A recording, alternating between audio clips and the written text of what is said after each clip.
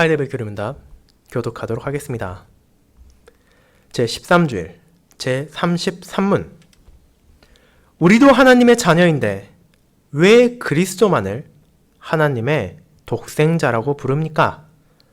왜냐하면 오직 그리스도만이 하나님의 영원한 친아들이시기 때문입니다. 그러나 우리는 은혜로 그리스도 때문에 입양된 하나님의 자녀들입니다.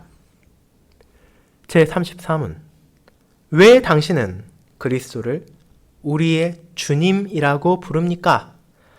왜냐하면 그분은 금이나 은이 아니라 그분의 보배로운 피로 우리의 모든 죄로부터 우리 몸과 영혼을 속량하셨으며 그리고 우리를 그분의 소유로 삼으시려고 마귀의 모든 권세에서 해방시켜 주셨기 때문입니다. 말씀 목사 외에는 니케아 신경을 통해 우리의 신앙을 고백한 후 찬송 14장 1, 2절을 함께 부르도록 하겠습니다.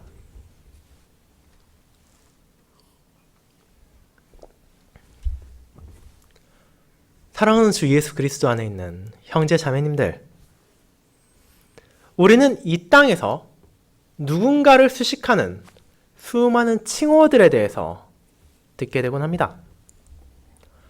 때로는 나라가 직접 위대한 장군이나 훌륭한 정치가에게 특별한 호칭을 수여하기도 하고 어떤 때는 한 조직이 거창한 호를 만들어 자신들의 창립자나 큰 업적을 남긴 사람들에게 부여하기도 합니다. 이런 업적들은 긍정적인 경우가 많지만 때로는 부정적인 이유로 멸칭을 받는 사람들도 있습니다. 하지만 어떤 방향으로든 누군가가 특정한 호칭을 받았다는 것은 그가 그 나라나 혹은 그가 속한 조직에 있어 큰 영향을 미쳤다는 것을 보여줍니다. 왜냐하면 그런 칭호는 아무에게나 다 붙이는 것이 아니라 특별한 사람들에게만 주어지는 남발되는 것이 아니기 때문입니다. 간단한 예를 생각해 보도록 합시다. 우리는 어린 자녀들이라 하더라도 이순신 장군에 대해 잘 알고 있을 것입니다. 대한민국의 국민이라면 대부분 최소한 그 사람이 누구인지는 알고 있으며 어떤 업적을 이루었는지도 알고 있습니다. 나라를 향한 그분의 헌신적인 노력과 놀라운 업적으로 인해 많은 사람들은 단순히 이순신이라고 부르거나 이순신 장군이라 부르는 것이 아니라 흔히들 구국의 영웅 이순신 장군이라고 부르기도 합니다. 즉 이순신이라는 한 사람의 이름과 장군이라는 그가 가진 직분, 거기에 더해 구국의 영웅이라는 호칭으로 부르는 것입니다.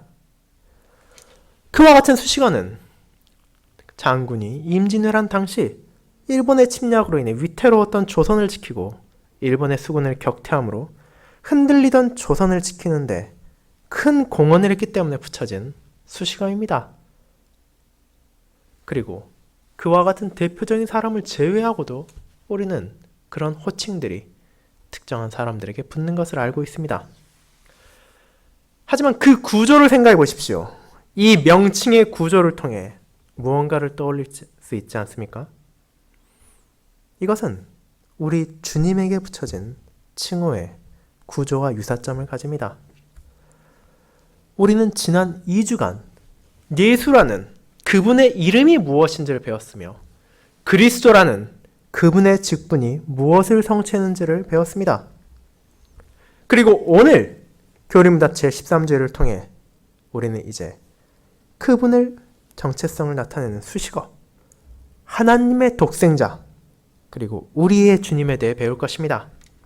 즉, 하나님의 독생자이시며 우리의 주님이라는 칭호가 신자들의 구속과 관련하여 어떤 의미를 지니는가에 대해서 함께 나누는 것입니다. 그렇게 오늘 오후 저는 다음과 같은 제목과 소주제로 교리문답 제13주일에 요약된 하나님의 말씀을 설명드리고자 합니다.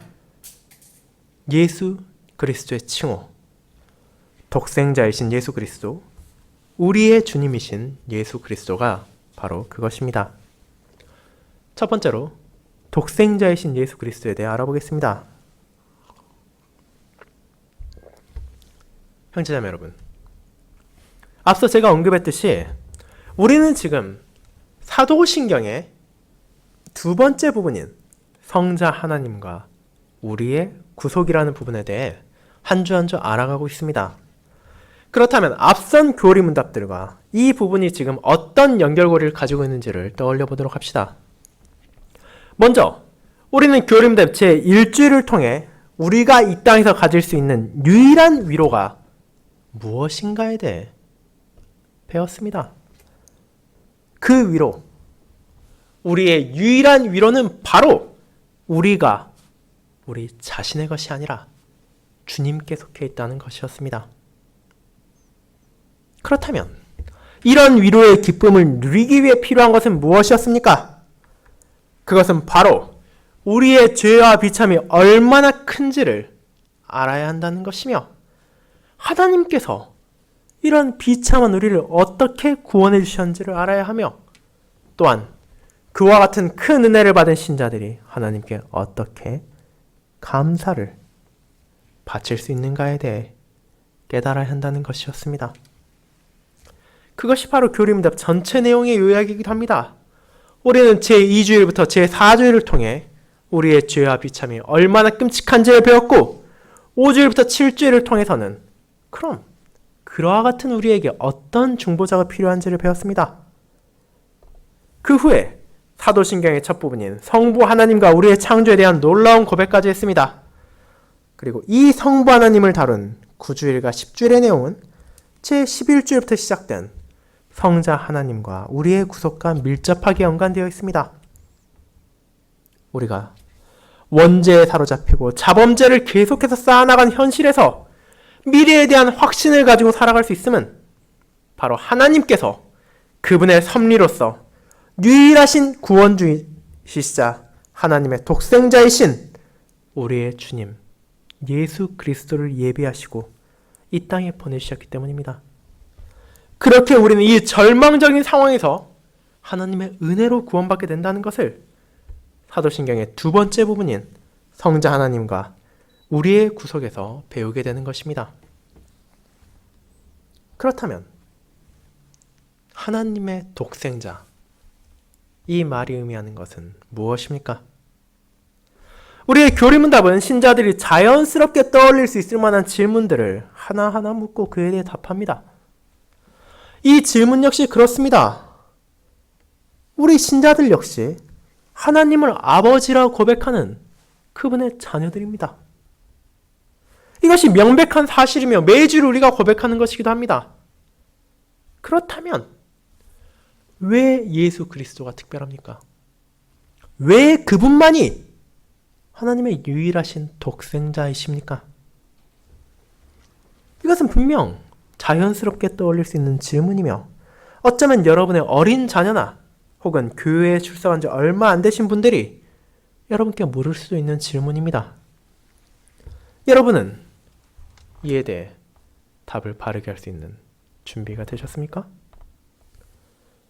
만약 그렇지 않다면 교리문답은 이에 대한 답변을 여러분을 위해 준비해 두었습니다.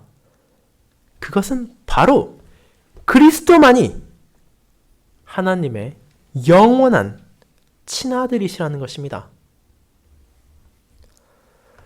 우리가 알고 있듯이 일반적으로 누군가의 자녀가 되기 위해서는 두 가지 조건이 필요로 합니다. 첫 번째, 그 사람의 자녀로 출생하거나 아니면 그 사람에게 자녀로 입양되거나 하는 것입니다.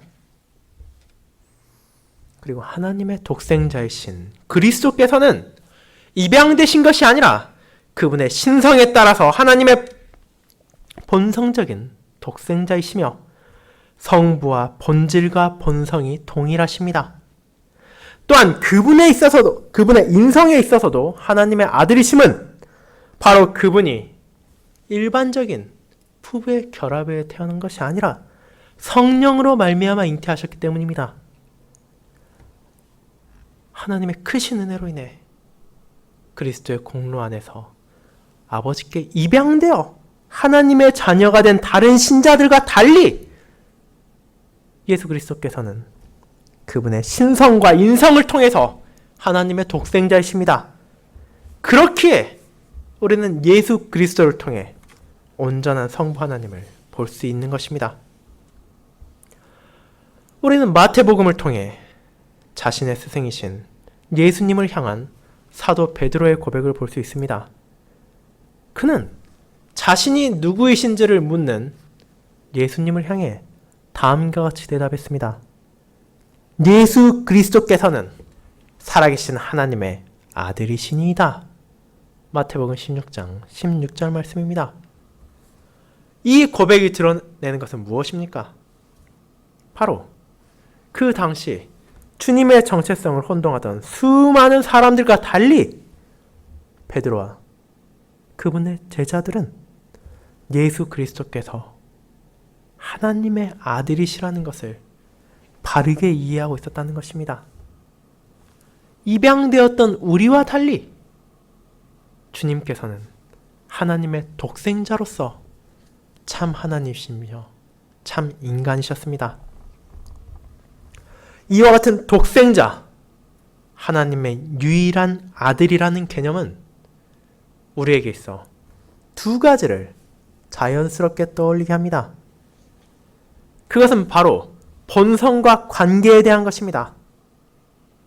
앞서 말씀드린 대로 그리스도께서는 하나님의 독생자로서 성부 하나님과 본성과 본질이 동일함을 우리는 고백합니다. 그리고 이와 유사한 것을 우리는 이 세상의 부자 관계 혹은 모녀 관계에서 쉽게 찾아볼 수 있습니다. 부모와 자녀가 닮는 것은 너무나 당연한 것입니다. 우리는 부전자전이라는 말을 종종 듣기까지 합니다. 자녀가 그들을 낳은 부모의 본질을 일정 부분 이어받습니다. 그리고 예수 그리스도께서도 마찬가지입니다. 그분은 성부 하나님과 같은 품성과 기질들을 가지고 계십니다. 하지만 인간의 부모와 자녀와의 차이가 여기에 있습니다. 주님께서는 하나님의 본성과 본질을 전적으로 전달받았다는 것입니다. 그에 반해 인간들은 아무리 부모를 닮았다고 하더라도 그들의 기질이나 본성을 완전히 다 이어받을 수는 없습니다. 그렇기에 주님께서 하나님의 독생자라는 것은 그분의 본성과 본질이 바로 하나님과 동일함, 그것을 나타냅니다. 하지만 동시에 우리가 주님을 하나님의 독생자라 고백할 때 우리는 부모와 자녀 간의 관계를 떠올릴 수 있습니다. 이 세상에는 안타깝게도 부모와 자식이면서도 관계가 화목하지 못한 경우가 있다는 것을 우리는 알고 있습니다. 하지만 성부 하나님과 성자 하나님과의 관계는 어떻습니까? 성경을 통해 우리는 그분들 사이에 있는 것이 온전한 사랑이라는 것을 알게 됩니다. 성부 하나님께서는 성자 하나님을 사랑하시고 성자 하나님 역시 성부 하나님을 사랑하심을 우리는 계속해서 보게 됩니다. 그리고 성자 하나님께서는 죽기까지 아버지 하나님의 뜻을 순종하시고 그런 아들을 통해 성부 하나님께서는 자신의 크신 사랑과 너무도 거룩한 공의를 온전하게 드러내셨습니다. 그것이 바로 우리가 예수 그리스도께서 하나님의 독생자라는 사실에서 알게 되는 것들입니다. 그렇다면 예수 그리스도께서는 이제 어째서 하나님의 독생자이셔야만 합니까? 이것이 우리의 구속과 어떤 관련이 있기에 교리문답은 주님을 부를 수 있는 수많은 호칭 가운데서 특별히 하나님의 독생자를 언급하고 있습니까? 그것은 바로 그분이 아버지의 독생자이심이 우리들의 구속과는 결코 떼어놓을 수 없는 깊은 연관을 가지고 있기 때문입니다. 우리는 교리문답 5주일과 6주일을 통해 우리의 구원자가 참 사람이면서 동시에 참 하나님이셔야 한다는 것을 배웠습니다. 그렇기에 예수 그리스도께서 하나님의 독생자로서 그분의 신성으로 성부 하나님의 본성을 전달받지 않으셨다면 그분은 우리의 죄값을 온전히 치를 수 없으시며 성령으로 잉태하신 그분의 인성이 아니라면 의로우신 참 사람이 될 수 없기 때문입니다. 이와 같이 우리가 예수 그리스도를 향해 그분께서 하나님의 독생자시다라고 고백하는 것은 바로 우리의 중보자와 관련된 우리의 구속에 너무나 필수적인 고백인 것입니다. 그리고 그처럼 하나님의 독생자로서 이 땅에 오신 예수 그리스도께서는 우리를 구속하시며 또한 우리와 하나님과의 파탄난 관계를 회복시키셨습니다. 지난 주일 우리가 함께 고백한 것처럼 아담은 자신에게 주어진 삼중직을 온전히 수행하지 못하고 실패하고 파멸함으로 결국 그의 모든 후손들이 죄의 신음에서 벗어날 수 없게 했습니다. 모든 인류는 죄의 나락 가운데 더 이상 하나님의 형상을 유지하지 못하고 그 아름다운 형상이 흔적만이 남아있을 뿐이었습니다. 하나님을 더 이상 사랑하지 못하고 이웃을 사랑하지 못할 뿐 아니라 오히려 하나님을 증오하며 자신의 이웃들을 질시하고 미워하는 악한 본성이 우리에게 가득했습니다. 그러나 예수 그리스도께서 두 번째 아담이자 온전한 아담으로 이 땅에 오셔서 이제는 우리들을 다시금 하나님의 자녀로 입양되게 하셨습니다.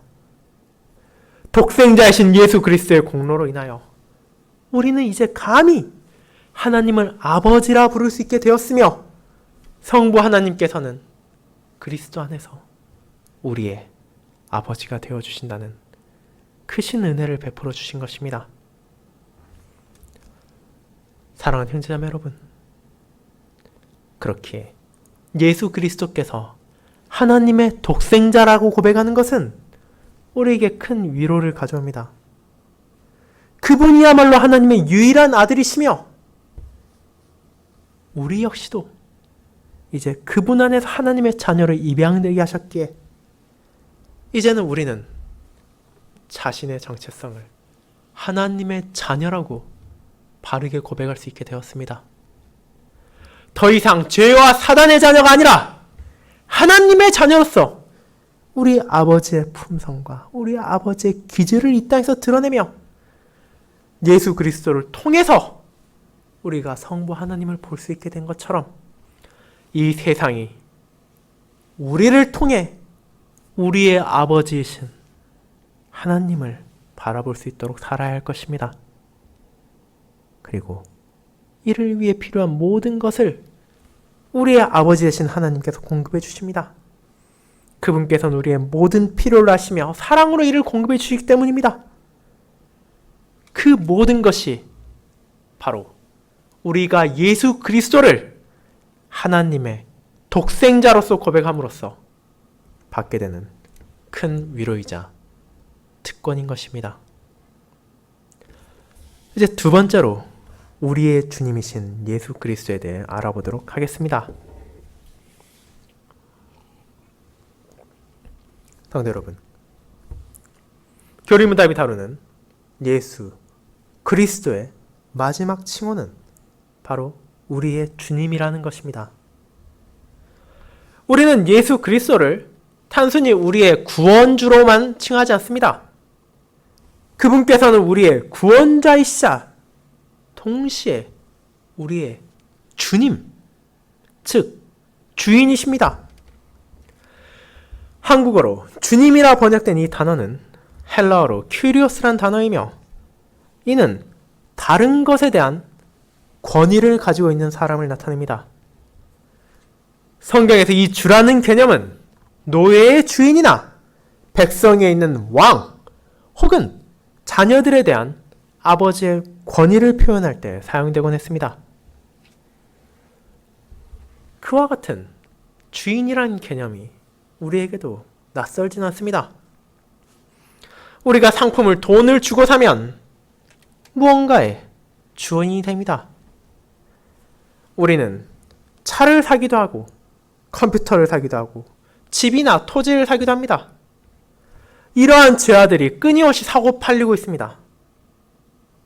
그러나 우리는 우리 자신이 그와 같은 사고 파는 것에 대상이 된다는 것은 생각해 볼 기회가 적습니다.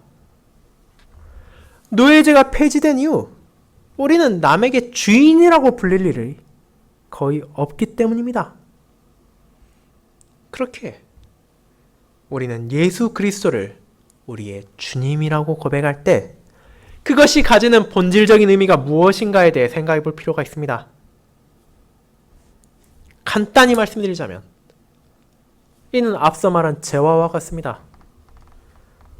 우리가 돈을 지불하고 무엇을 구입했다면 그것의 주인이 되는 것처럼 예수 그리스도께서 이제 우리를 위해 합당한 값을 치르시고 우리를 자신의 것으로 삼으셨다는 것입니다. 이는 어쩌면 우리에게 궁금증을 떠올리게 할 수도 있습니다. 우리는 분명 누군가의 노예도 아니고 이 땅에서 자유롭게 살아가고 있는 것처럼 보이는데 하나님의 독생자이신 예수 그리스도께서 대체 어떻게 우리의 주님이 되셨다는 것입니까? 그것은 바로 우리가 이미 배워온 교리문답 2주일부터 4주일까지에서 나와 있습니다. 우리는 그 부분에서 우리의 죄와 비참이 얼마나 심각한지를 함께 고백했었습니다. 그리고 우리가 이미 하나님 앞에 죄를 지어서 그분을 미워하며 그분의 계명을 거부하며 살아가므로 하나님의 자녀가 아니라 죄의 자녀로 살아왔음도 고백했습니다.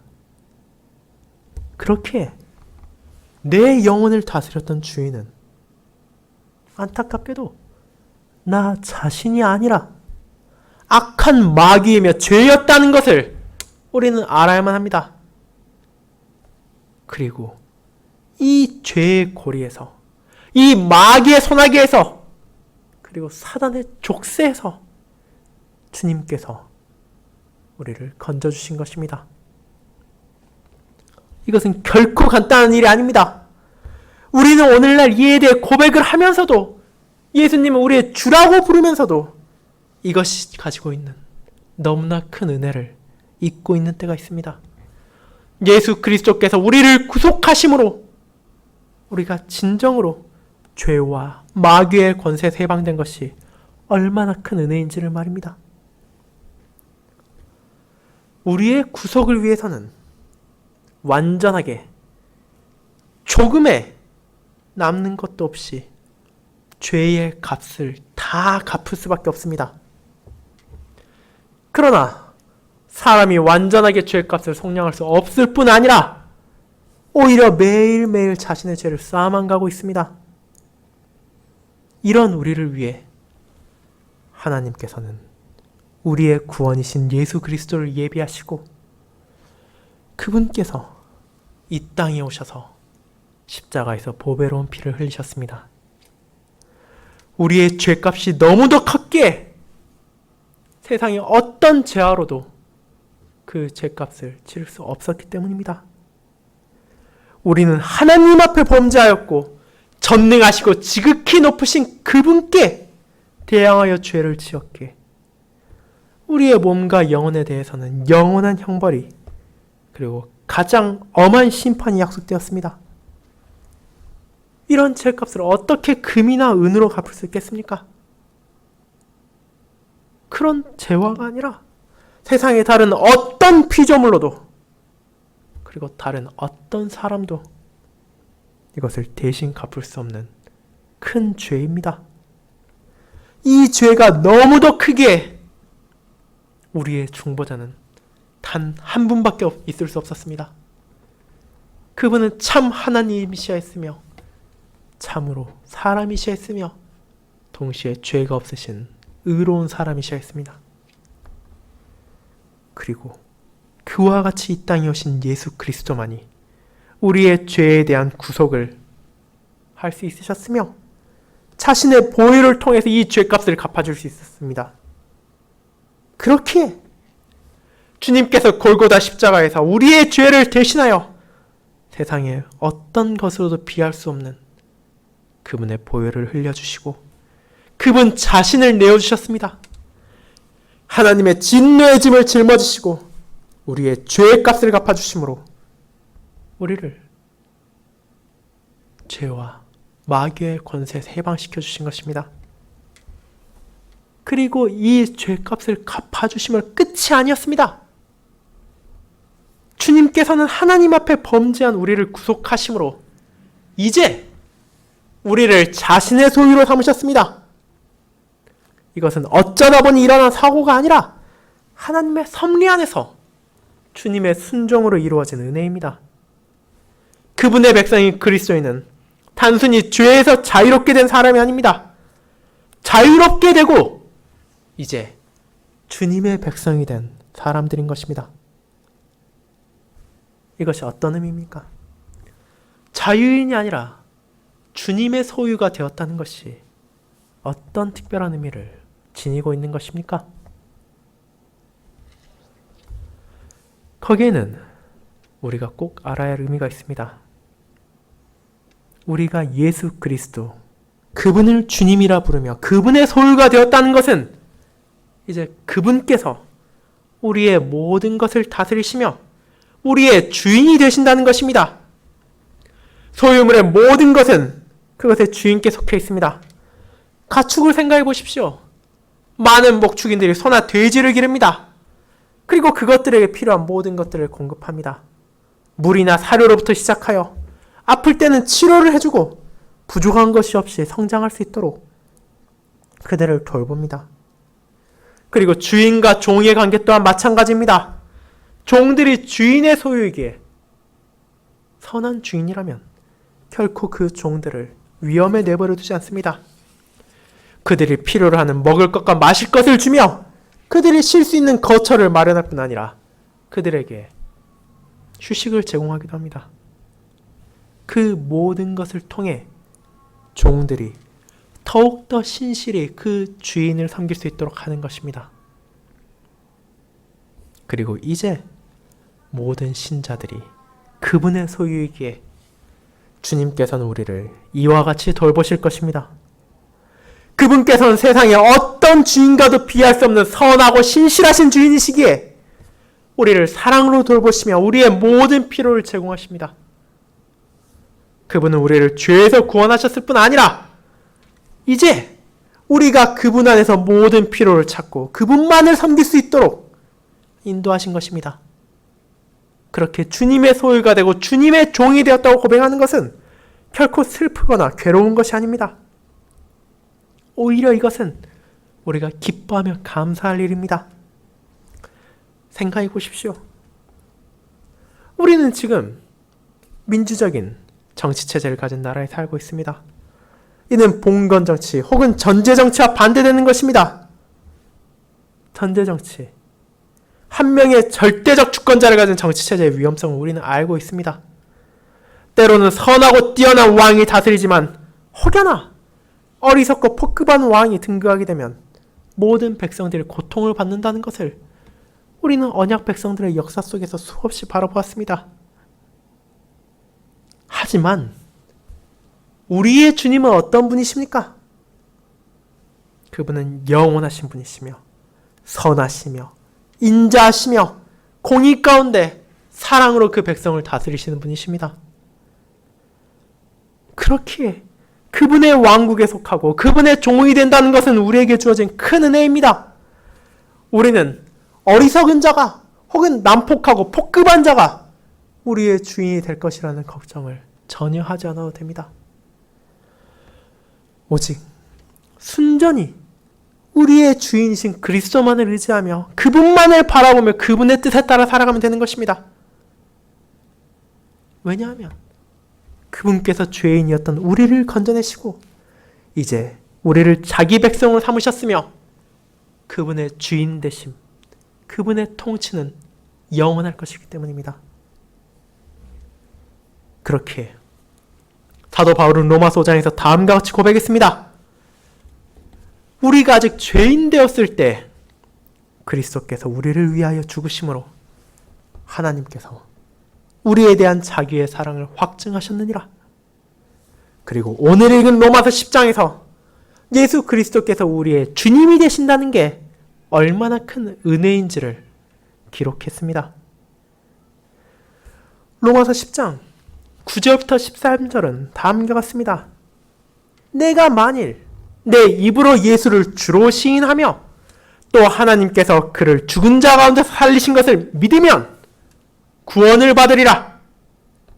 사람이 마음으로 믿어 의에 이르고 입으로 시인하여 구원에 이르느니라. 성경이 이르되 누구든지 그를 믿는 자는 부끄러움을 당하지 아니하리라 하니 유대인이나 헬라인이나 차별이 없음이라. 한 분이신 주께서 모든 사람의 주가 되사 그를 부르는 모든 사람에게 부유하시도다. 누구든지 주의 이름을 부르는 자는 구원을 받으리라. 이 놀라운 고백이 의미하는 것이 무엇입니까? 바로 예수 그리스도께서 우리의 주님이 되신다는 것이 얼마나 큰 은혜인가를 보여주는 것입니다. 하나님의 독생자께서 우리의 주님이십니다.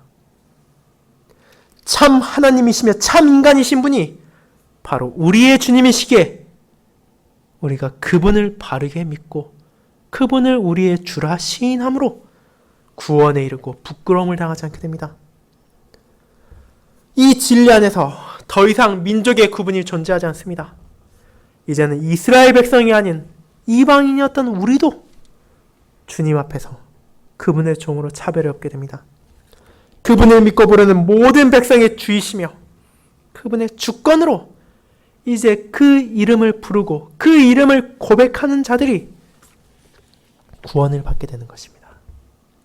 그것이 바로 우리가 제1문답에서 우리가 주님께 속해 있음이 유일한 위로라고 말하게 된 이유인 것입니다. 하지만 이 세상에는 여전히 주님을 구원자라 부르며 주님을 믿는다고 입으로는 말하면서도 그분께서 자기 백성의 주인이시며 신자들의 주님이라는 점을 삶 속에서 부정한 이들이 너무나 많습니다. 많은 사람들은 주님의 사랑만을 강조하고 주님의 구원만을 구호처럼 외치면서도 그들의 모든 삶이 주님께 속해 있다는 사실을 기피하곤 합니다. 주님께 속해 있지는 않으므로 그들은 자신들이 자유하다 생각합니다. 신자이지만 동시에 세상에서 자유롭게 살며 스스로 주님의 종으로 칭하기를 거부합니다. 그런 사람들에게 있어 예수 그리스도는 자신들의 모든 것을 가지신 주인이 아니라 마치 동화 속에서나 나오는 기다리 아저씨처럼 그저 베풀기만 하는 존재입니다. 그렇기에 그들은 예수 그리스도를 자신의 주인이라고 거부하는 것입니다. 이런 생각을 하며 살아간 이들은 신자들을 비웃고 조롱하기도 합니다. 때로는 우리를 고지식하다 말하기도 하며 신자의 생활이 지루하며 세상에 즐거움도 없는 마치 자유를 빼앗긴 어리석은 삶이라고 말하기도 합니다. 그러나 그들이 깨닫지 못한 것이 무엇입니까? 그것은 바로 주님의 공로를 통해서만 우리가 진정으로 자유할 수 있다는 것입니다. 예수 그리스도의 보혈을 통해서 비로소 신자는 자신들을 얽어매고 있던 마귀와 죄에서 해방되어 주님께 속하게 되었습니다. 그분께서 우리의 주님이시기에 우리는 진리에 관하여 타협하지 않고 삶에 있어서 그분의 뜻을 순종합니다. 그렇게 참된 믿음은 주님을 주인이라 고백하지 않는 그와 같은 잘못된 생각을 마음속에서 지우도록 합니다. 우리로 하여금 스스로 기꺼이 주님의 종이라 칭하며 그분의 백성이라도 고백하게 합니다. 그리고 주님의 종으로 이 땅에 살아간다는 것은 바로 그분의 뜻에 순종하며 그분의 가르침에 따라 살아간다는 것입니다. 비록 그것이 세상의 가르침과 반대되며 우리의 옛 본성과도 다를 수 있지만 주님의 진리 안에서 필요하다면 기꺼이 자신을 부인하고 희생을 기꺼이 견디며 십자가까지도 기꺼이 짊어지고 살아가는 삶이 바로 예수 그리스도를 우리의 주, 우리의 주인, 우리의 주님이라고 고백하는 자의 삶입니다. 그리고 마귀는 이와 같은 고백 속에서 살아가고자 하는 신자를 끊임없이 공격합니다. 멈추지 않고 계속해서 성도들로 하여금 지상의 것을 맛보게 하고 세상의 즐거움에 빠져들도록 유혹하며 이 땅에서의 행복을 추구하게 합니다. 하지만 신자들은 그들의 유일한 주님 예수 그리스도를 섬기며 그분이 베푸신 은혜 안에서 이 유혹들을 이겨낼 수 있습니다. 주님을 섬김으로 우리는 사라질 이 땅의 것이 아닌 영원한 천상의 것을 누리며 세상의 일시적인 즐거움이 아니라 이 생의 끝까지 그리고 그 이후에도 계속될 영원한 즐거움을 주님과 함께합니다. 그 모든 진리를 알기에 우리는 이제 우리가 누구보다도 훌륭한 주인을 가졌음에 위로를 받으며 기꺼이 자발적으로 그분의 종으로서 그분의 백성으로서 그리스도를 섬기며 살아갈 수 있습니다. 사랑하는 형제자매 여러분, 이 땅을 살아가는 성도들에게 많은 선택지가 있지 않습니다. 모든 인간들은 궁극적으로 단 두 가지의 결정 중 하나를 내려야 합니다. 주님을 섬기는 것 혹은 마귀를 섬기는 것. 두 개의 길 중 하나를 골라야만 합니다. 그리고 이에 있어 중간에 있는 길, 제3의 길은 존재하지 않습니다. 우리는 주님을 섬기며 동시에 사단을 섬길 수 없습니다. 세상의 법칙에 따라 살아가면서 주님을 섬길 수도 없습니다. 우리는 이 두 주인 가운데 단 한 주인만을 섬길 수 있기 때문입니다. 하지만 하나님께서는 크신 은혜 가운데 우리의 진정한 주인이 누구이신지를 알려주셨습니다. 예수 그리스도, 우리의 죄를 구원하시기 위해 이 땅에 내려오신 하나님의 독생자야말로 우리의 유일하신 주인이십니다. 그분이야말로 생명의 근원이시며 그분이야말로 우리가 필요로 하는 모든 것을 공급해 주시는 선한 주인이시며 그분의 영원한 생명과 평안까지도 우리에게 함께 참여하게 해주시는 우리의 유일하신 중보자이자 구원주이십니다. 그렇기에 우리는 주님의 종으로서 우리에게 주어진 소명에 따라 그분의 사랑 안에서 그분을 기꺼이 섬기며 감사를 드릴 수 있습니다. 그분이 보여주신 모든 은혜와 자비 안에서 기쁘게 살아갈 수 있습니다. 우리가 죄의 권세에서 자유하게 되어 주님의 소유가 되므로 우리의 모든 삶을 통해 이제 아버지를 향한 감사의 삶을 살아갈 수 있게 된 것입니다. 그것이 바로 제13주일에서 우리가 함께 깨닫게 되는 놀라운 은혜에 대한 고백입니다. 그리고 이 한 주를 여러분이 주님의 종으로서 그분의 백성으로서 하나님의 독생자이신 예수 그리스도를 신실히 섬기며 살아가시길 바랍니다. 그 모든 발걸음을 선한 주인께서 인도하실 것입니다. 아멘.